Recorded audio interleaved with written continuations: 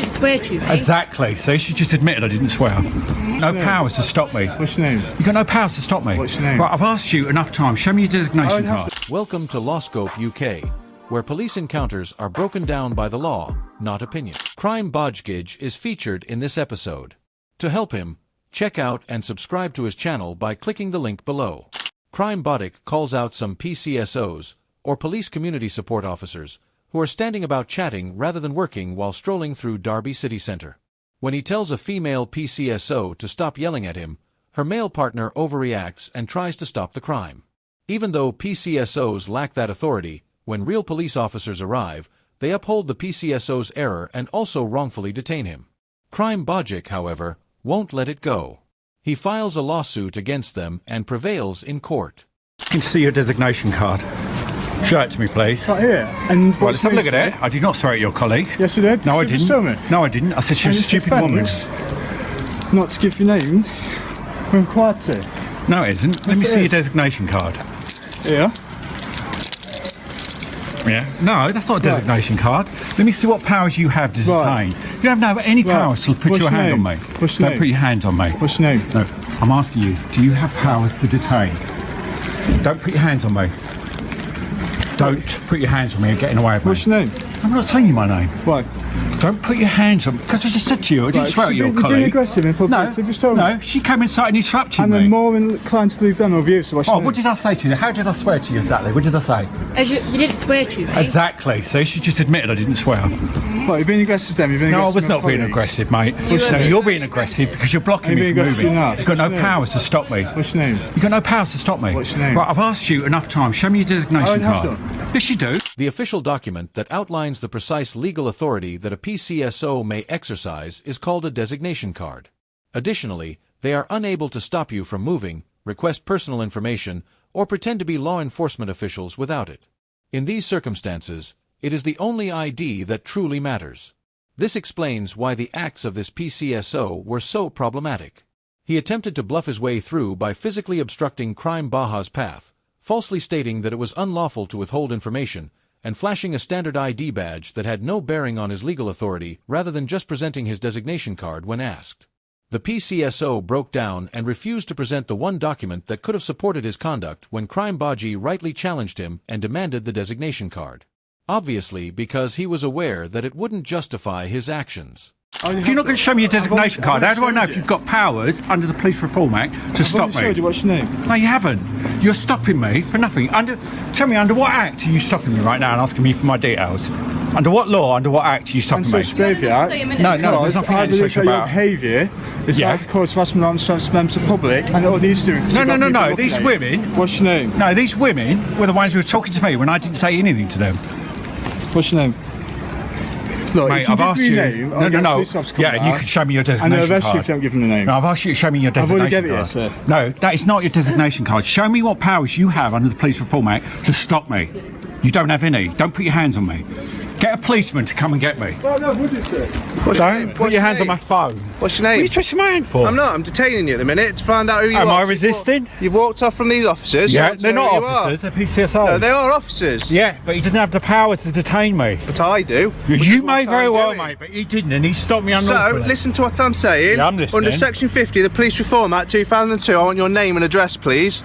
A genuine police constable abruptly rushes up, takes Crime Bodage, and tries to defend it by stating, "You were walking away from officers." Crime Bodage has every legal right to quietly go since a PCSO cannot legally detain somebody. This is quickly called out by Crime Bodage, who notes that PCSOs lack the authority to hold anyone.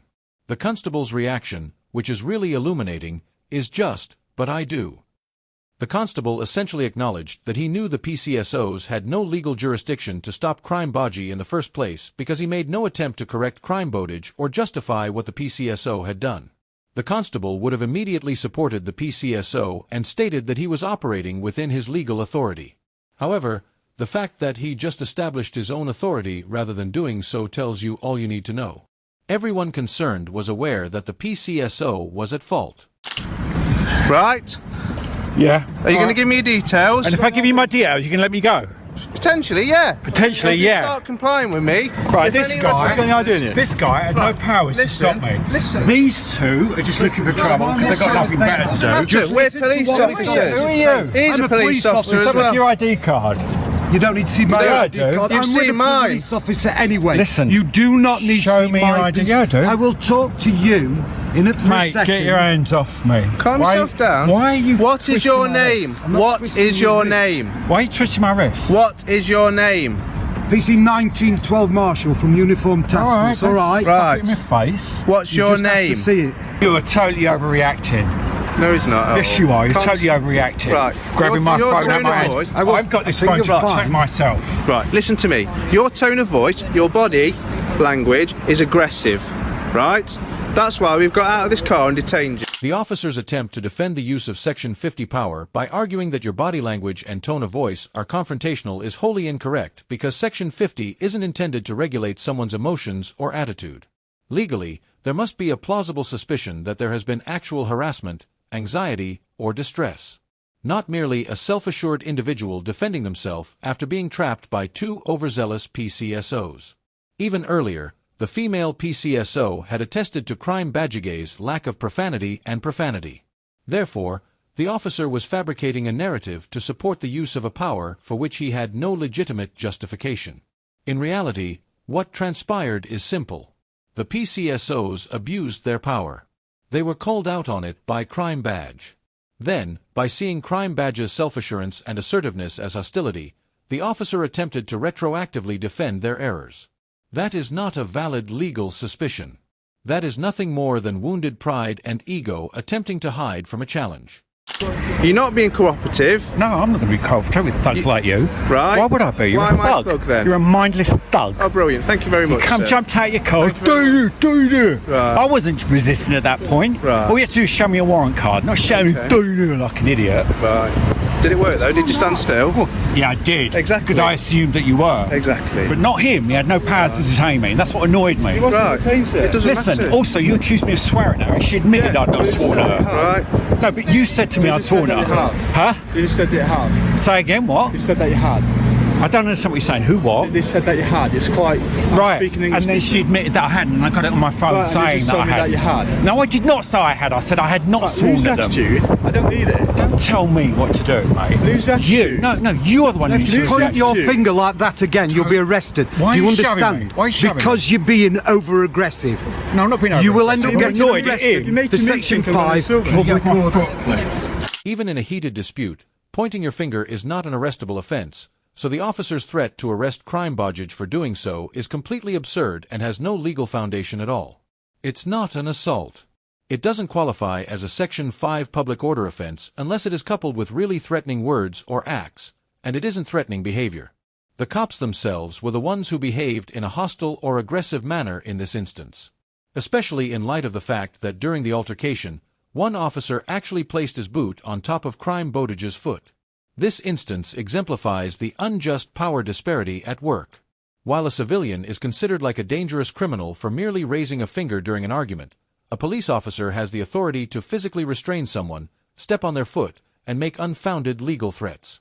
I'm annoyed at him for stopping me for no good reason. I had a He had no perfect powers to reason. detain me. You've been detained. I had a by perfect reason and ourselves. social behaviour Act attached to your name. Mate, but you had no powers to detain me. You wasn't detained, was you? Yes, you was, because No, you put your hand on me If you and you detained blocked it, me. I'd have grabbed you. I didn't grab you. No, oh mate, you'll find get your out. details. No, you'll find out. I've already given you the details. It's not body cam, mate. Yeah, mate. Yeah. I've already given you my details. Right, sir, I'm giving you a 48-hour dispersal. I need to see that you understand what I'm saying to you, sir. From Derby City Centre, I don't need to look as at you per to the ring road. understand. Okay? Yeah, I can hear. Right, so if you enter Derby City Centre within the next 48 hours, so that's 2 days, which before the hour of 1509, okay? You're going to attack me again. No, it's You're not. going to assault me again. Sir, I'm speaking to you. He's not going to attack you. From the You're a mate, 16th mate. of this month, you will be I look forward to a arrested. civil claim I'll be bringing against Do you understand? and you. Do you understand what I've just given you, sir? Yeah, you're laughing. You think it's funny? No, do you think it's funny? You honestly think that's funny?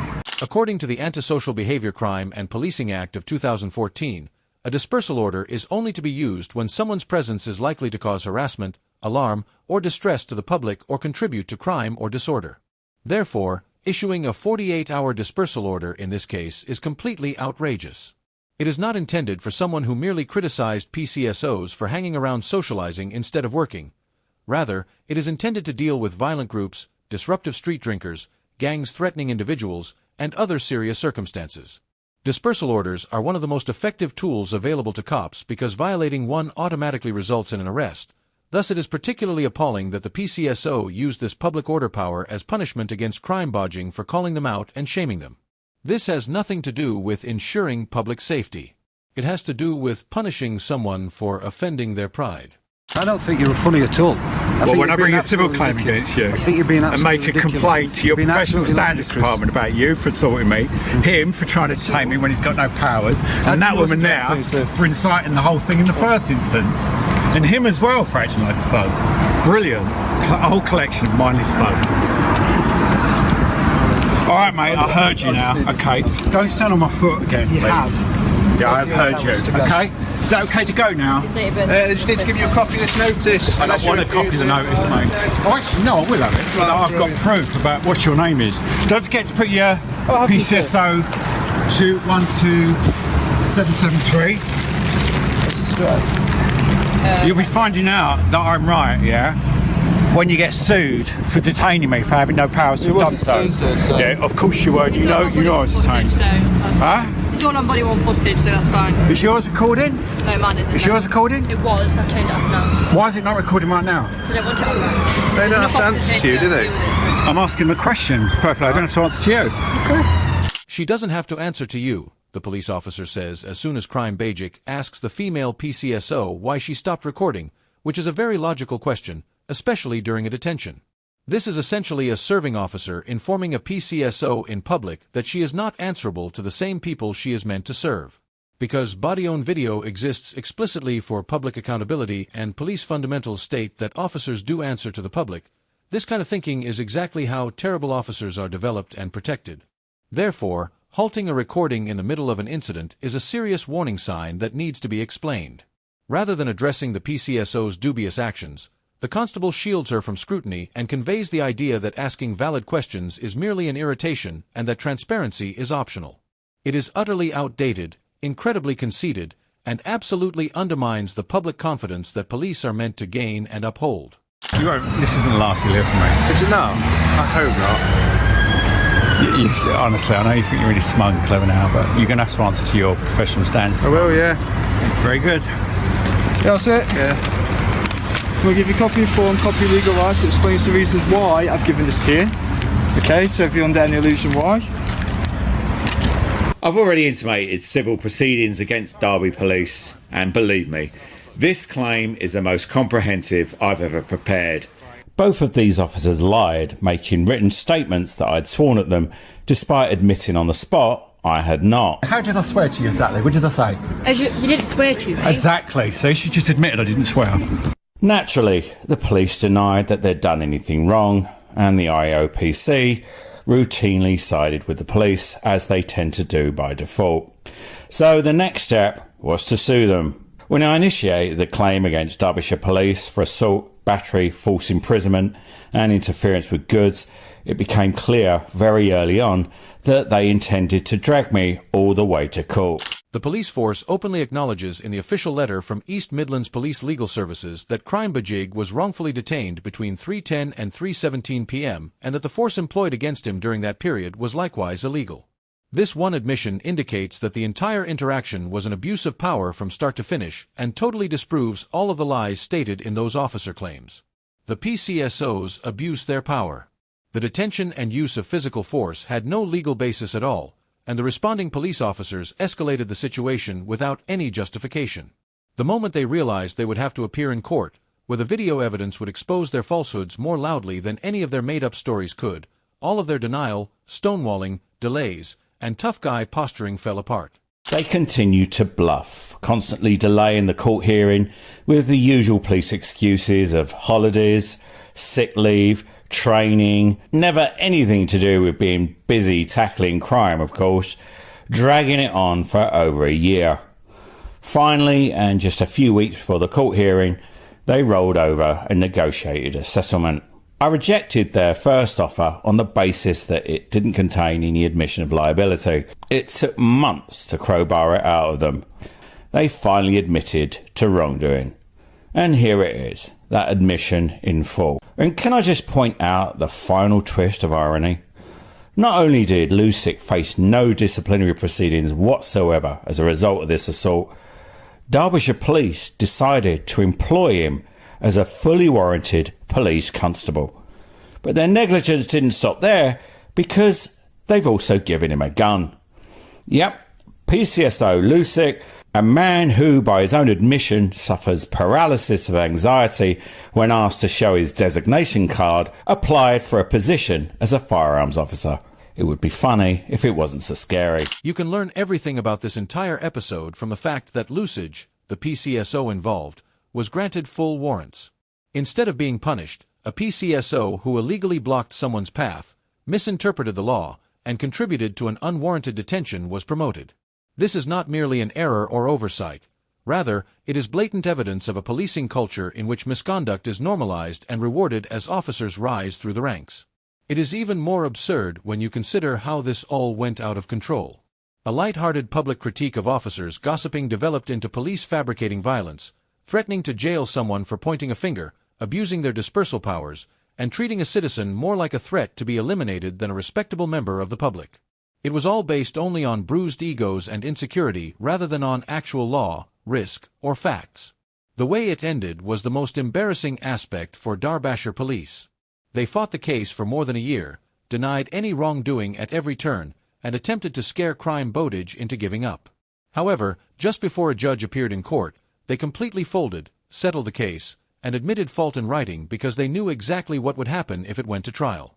They paid money to make it all go away because they would be publicly embarrassed, their behavior would be discredited, and their officers would be exposed. That concludes the video for today. In order to support my independent journalism, if you liked this episode, please like, comment, and subscribe. Additionally, remember to support Crime Bowditch by visiting his channel, which is mentioned in the description. I appreciate you watching.